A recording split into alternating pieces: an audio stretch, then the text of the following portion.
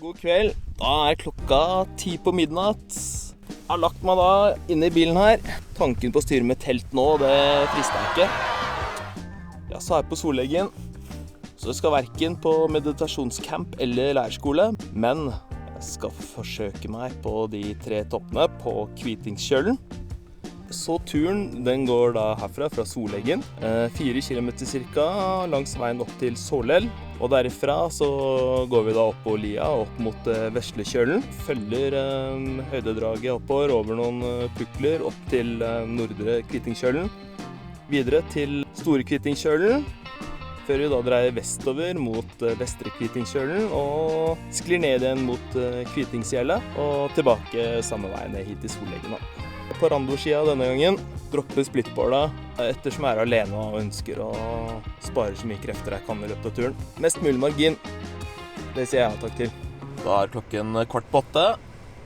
Temperaturen har steget til hele minus 11 grader. Sov greit baki her. Dyna redda meg, så det var et hot tips fra mutteren. Fellen er klistret på. Sekken er mer eller mindre pakka, så han bare får på seg støvlene og gå av gårde. Det har gått i ca. 10 minutter, så er det på tide med en liten teknisk. Hører rypene. Helt vindstille. Ikke en lyd. Shit, ass.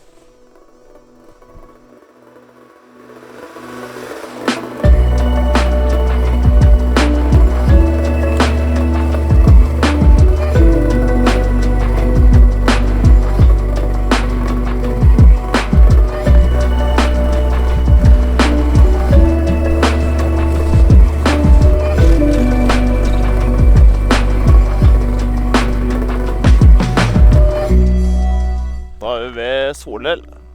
Jeg har gått ca. 4 kilometer, brukt en time på det. Inkludert all knotinga på parkeringa og filming og teknisk vil. Her er det skikkelig fint da. Skikkelig idyllisk liten gryte nærmest. Da er spørsmålet da, skal vi bare kutte rett over elven? Eller skal vi følge bermen, bare følge sporet og bort til broa som ble brukt på sommeren. Det har vært så mange ganger tidligere at det er bare å gå rundt. Det går ofte fortere, faktisk. Ser vi jo Trollsteinhøl der borte.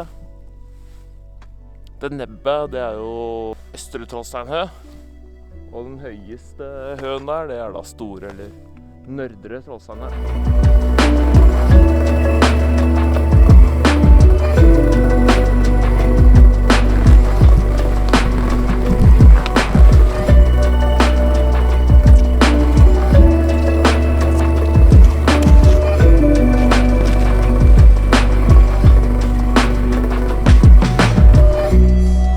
Jeg klarte nesten å gå feil i stad da. Jeg var på vei rett opp mot Vestre Kvitingskjøllen, frem med kartbladet. Så kartbladene til Helgesen, Glittertid forlag, det er et hot tips. Vi nærmer oss 1700 meter over havet. Det har gått ca. 1 mil. Har du vært heldig, truffet på et spor her. Vært et par andre særinger som har gått innover mot Kvitingskjøllen da. Så jeg følger det sporet til tross for at sola begynner å skinne opp på ryggen her. For en utsikt da!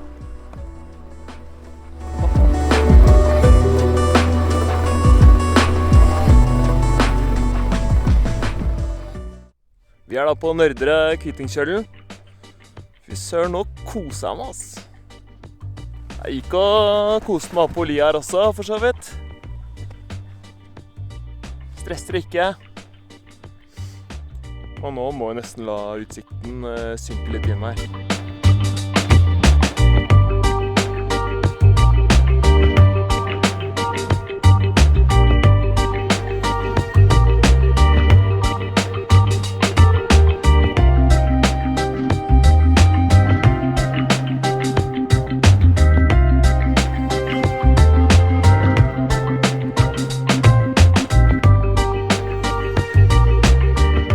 Søren, det var deilig, ass. Å, fy pokkeren for en utsikt. Neste turmål Store Kvitingkjøllen da. Ser du med den gigantiske verden. Så skal du skli ned og bort til Vestre Kvitingkjøllen etterpå.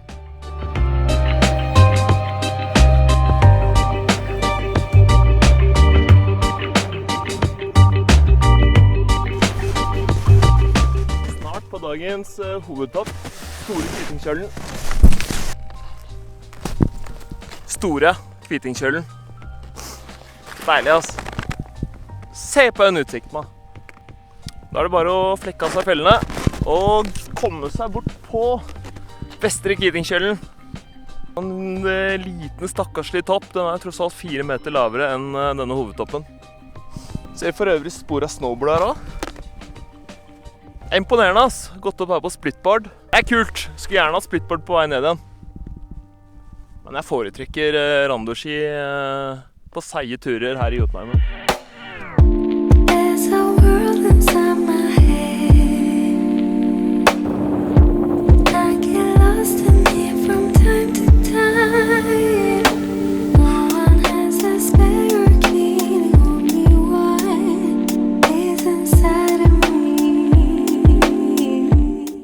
Nå nærmer vi oss Vestre toppen. Den der.